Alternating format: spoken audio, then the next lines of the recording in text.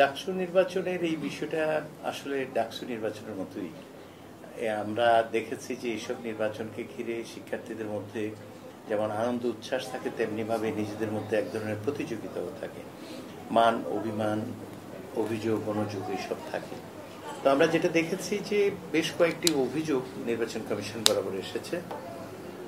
আপনি যেটা বলেছেন যে অনেকেই আসলে বয়কট করেছে, সেটা নির্বাচন কমিশনের মাধ্যমে যেটা আমি অবগত হয়েছি, লিখিতভাবে কতগুলো অভিযোগ এসছে এবং নির্বাচন কমিশন সেই অভিযোগগুলো আমলে নিয়ে সেগুলো কিভাবে অ্যাড্রেস করা যাবে সেটা নিয়ে ভেবেছে, আমি অবগত হয়েছি। আপনারা নির্বাচন কমিশন প্রধান নির্বাচন কমিশনার এখানে আছেন, তিনি সেটা বিস্তারিত বলতে পারবেন। তবে এই বিষয়টি আমরা যেহেতু অভিযোগগুলো আমরা গুরুত্বের সাথে বিবেচনা করেছি, অর্থাৎ নির্বাচন কমিশন করেছে, সেই জন্য আমাদের কিছুটা সময় লেগেছে অভিযোগগুলো আসলে ধরন কি এবং সেটা কিভাবে অ্যাড্রেস করা যায়। একই সঙ্গে একটি হলে, 21টি হলের মধ্যে একটি হলে শিক্ষার্থীর সংখ্যা অপেক্ষিত বেশি, যেহেতু 10তলা ভবনের হল, সেখানে ভোট গ্রহণ শেষ করতে একটু সময় লেগেছে এবং ব্যালট বক্স কবি নজরুল হলে, কবি নজরুল হলে যারা উপস্থিত ছিল প্রত্যেকেই প্রেমিজ উপস্থিত ছিল, তাদের ভোট নেওয়ার তো বাধ্যবাধকতা রয়েছে, সেই জন্য একটু বিলম্ব হয়েছে। আর বাকিটা হচ্ছে অভিযোগের প্রেক্ষিতে সেটাকে অ্যাড্রেস করার জন্য নির্বাচন কমিশন অত্যন্ত গুরুত্বের সাথে সেটা নিয়েছে এবং সেটা অ্যাড্রেস করার চেষ্টা করছে এবং আপনারা নির্বাচন প্রধান কমিশনের কাছ থেকে এটা জানতে পারবেন। তার ঠিক পরপরই আমাদের গণনা শুরু হয়েছে। এটা আসলে বিলম্ব শুরু হয়েছে শুধু একটাই নয়, বরং একটা লম্বা সময় নিয়ে এই গণনা করতে হবে, যেহেতু মেশিন রিডেবল যে প্রসেসটা ছিল, অভিযোগের প্রেক্ষিতে নির্বাচন কমিশন এখান থেকে সরে এসেছে। আমরা আসলে সেই বিতর্কটা এড়াতে চাই। শিক্ষার্থীরা দীর্ঘদিন পর গণতন্ত্র পুনরুদ্ধারের যে চেষ্টা, স্যার এই জায়গাটায় সুনির্দিষ্ট অভিযোগ হচ্ছে যে আপনারা যেই ব্যালট পেপার ব্যবহার করা হয়েছে, সেই ব্যালট পেপার কোনো একজন জামাত নেতার প্রিন্টিং প্রেস থেকে আনা হয়েছে এবং সেই ক্ষেত্রে বিশেষ করে ছাত্রদল এই এটা তুলেছে, সেখানে হয়তো অতিরিক্ত ব্যালট পেপার ছাপানো হয়েছে, যেটার মাধ্যমে কারচুপির সুযোগ হয়তো শিবিরকে করে দেওয়া হয়েছে। এর উত্তরে কি বলবেন? এটা আসলে নির্বাচন কমিশন যেহেতু এই কর্মকাণ্ডে লিপ্ত আছেন এবং কিভাবে এই প্রতিষ্ঠানকে বাছাই করা হয়েছে সেটা তারা ভালো বলতে পারবেন। তবে আমি পরিস্থিতির উদ্ভব হওয়ার পর এটা অবগত হওয়ার চেষ্টা করেছি। এটি আমাদের নির্বাচন কমিশন যথাযথ প্রক্রিয়ায় বাছাই করেছেন। এখন এই বাছাইকৃত ব্যক্তির রাজনৈতিক পরিচয় কি সেটা বাছাই করার ক্ষেত্রে কোনো শর্ত ছিল কিনা আমি সেটা জানি না, নির্বাচন কমিশনটা ভালো বলতে পারবেন। কিংবা যে অভিযোগ দেওয়া হচ্ছে আদৌ তিনি সেই রাজনৈতিক পরিচয়ের ব্যক্তি কিনা, কিংবা ব্যক্তি হলেও একটি মেশিন সঠিকভাবে তথ্য রিড করতে পারবে কি পারবে না, তার সাথে সম্পর্ক আছে কিনা। যেহেতু জাকসু হল সংসদ এবং জাকসু কেন্দ্রীয় ছাত্র সংসদ নির্বাচন বা শিক্ষার্থী সংসদ নির্বাচন, তার মাধ্যমে 5 জন প্রতিনিধি বিশ্ববিদ্যালয়ের সর্বোচ্চ আইন প্রণয়ন যে বডি আছে সেখানে 5 জন সদস্য থাকে। আমার বিবেচনায় যে শিক্ষার্থীরা তাদের স্বার্থ এনশিওর করবার জন্য যেখানে সংগঠনের পক্ষ থেকে দাবি পেশ করে, সংগ্রাম করে, আন্দোলন করে আদায় করে, সেখানে আইন প্রণয়নকারী যে বডিটি আছে সেখানে সদস্য হিসাবে তারা ডিসিশন মেকার হিসাবে আসলে সেই কাজটি করতে পারে। ফলে শিক্ষার্থীর স্বার্থ, জাহাঙ্গীরনগরের স্বার্থ সর্বোপরি আমাদের দীর্ঘদিনের যে আন্দোলনের আমাদের ইচ্ছা, যে লক্ষ্য ছিল, তার সবগুলোর সঙ্গে জাকসু আয়োজনের একটা ওতপ্রোতভাবে গভীর সম্পর্ক আছে বলে আমি মনে করি। সেই দৃষ্টিকোণ থেকে জাকসু হচ্ছে একটি আনন্দের বিষয় ছিল সকলের জন্য। আমরা শুরু করেছি সেই আনন্দঘন পরিবেশ নিয়ে।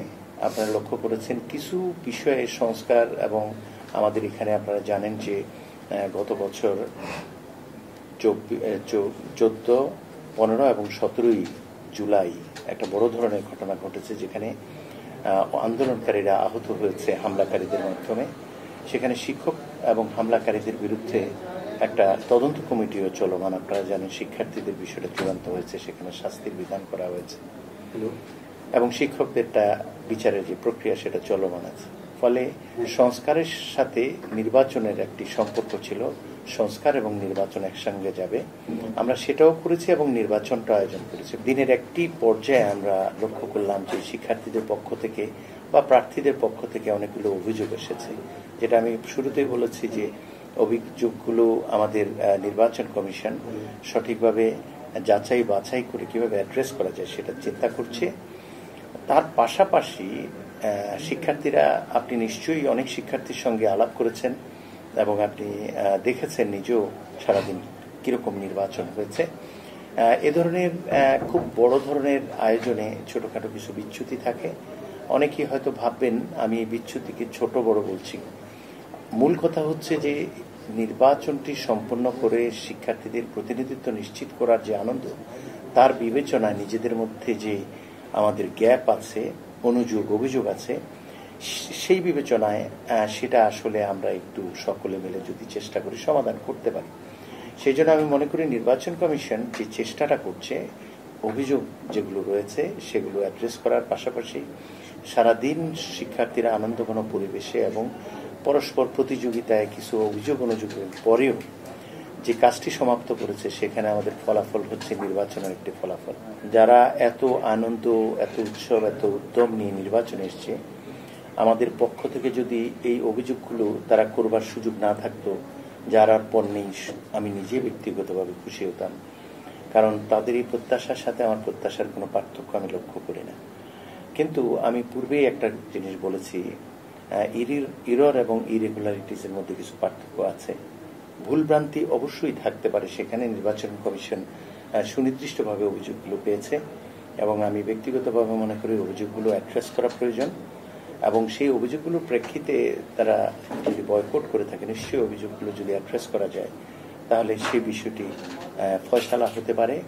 একই সঙ্গে শিক্ষার্থী যারা আগ্রহ আনন্দের সাথে এই আজকে ভোট দিল, তার একটা ফলাফলের জন্য অপেক্ষা করছে। আমরা বিশ্বাস করি এই অভিযোগগুলো আমরা যদি অ্যাড্রেস করতে পারি নির্বাচন কমিশনের মাধ্যমে, তাহলে আমাদের এই সারাদিনের যে চেষ্টা তার একটা, যারা আজকে এখানে তাদের অভিযোগ উষ্মা প্রকাশ করলেন, তাতে কোনো সন্দেহ নেই এই নির্বাচন প্রক্রিয়ায় তাদের প্রত্যাশা অনুযায়ী হয়তো হয়নি। কিন্তু অভিযোগ অনুযোগগুলো যে পর্যায়ে, যেমন বিদ্যুৎ বিভ্রাট হয়েছে, এরকম কিছু অভিযোগ আছে এবং কিছু নির্দিষ্ট দূরত্বে থেকে হলে তাদের যে পোস্টারগুলো অথবা যে লিফলেটগুলো সেগুলো বিতরণ করার কথা, সেটা নিয়ে হয়তো ভিতরে ঢুকে গেছে। এখন একটি গোটা নির্বাচনকে আসলে বন্ধ করে দেওয়া বা বানচাল করে দেওয়ার জন্য এই অভিযোগগুলো কতটা বিবেচনায় আনা যাবে সেটা আমাদের নির্বাচন কমিশন আইনি প্রক্রিয়া দেখবেন। কিন্তু আরো ছোট ছোট কিছু অভিযোগ করা হয়েছে, যেমন আঙুলে অমোচনীয় কালি না দেয়া, তারপরে ভোটার তালিকায় নাম না পাওয়া, এই ধরনের অভিযোগ না পাওয়া, এই সবগুলোই হচ্ছে আমাদের এই জায়গাগুলোতে কিছু ইমপ্রুভমেন্ট আসলে সম্ভব ছিল। 33 বছর পর নির্বাচন, আমরা একটা অভ্যর্থনোত্তর যে একটা পরিস্থিতিতে আছি, আমরা সাংঘাতিকভাবে শত শত কাজে ব্যস্ত। আমরা কতটা উপযুক্ত আমরা জানি না, কিন্তু আমাদের অঙ্গীকারের কোনো সংকট আছে আমরা কখনোই মনে করি না। এর অর্থ এই নয় যে আমাদের সব কাজ নির্ভুল হবে। আমার ধারণা নির্বাচন কমিশন যে জায়গাগুলোতে ছোটখাটো ত্রুটি হয়েছে সেগুলোর জন্য নিজেরা নিশ্চয়ই দুঃখ পাবেন এবং অনুশোচনা করবেন, এবং দুঃখ প্রকাশ করাও আমি সঙ্গত মনে করি। কিন্তু একই সঙ্গে আমি আমার প্রাণপ্রিয় শিক্ষার্থী যাদের সাথে আমি সহযোদ্ধা হিসাবে সংগ্রাম করেছি, তাদের কাছে একটা নিবেদন আমার থাকবে যে আমরা আসলে গণতন্ত্রের যে উত্তরণ চাই, এটা একটা চলমান প্রক্রিয়া। আমাদের পর্যায়ক্রমে এই জায়গাগুলোতে আরো উন্নয়ন সাধন করতে হবে। আজকের একটি অভিযোগ, এটি অভিযোগ নয়, পরবর্তীতে নির্বাচন আয়োজনের ক্ষেত্রে সেটা একটা পরামর্শ।